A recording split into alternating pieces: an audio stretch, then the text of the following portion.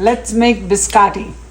Add 3 eggs to the bowl, 1 cup of granulated sugar, 1 cup of canola oil, 3 cups of unbleached flour. It's very sticky, so I'm going to add a little bit more flour.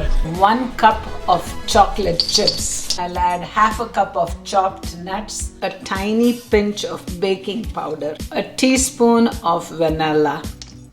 No need to grease the cookie sheet. Preheat the oven to 350 degrees. I took half the dough, make a loaf with the dough and flatten it just a little. 1/4 of a cup of granulated sugar. Add some nutmeg, mix it and sprinkle it.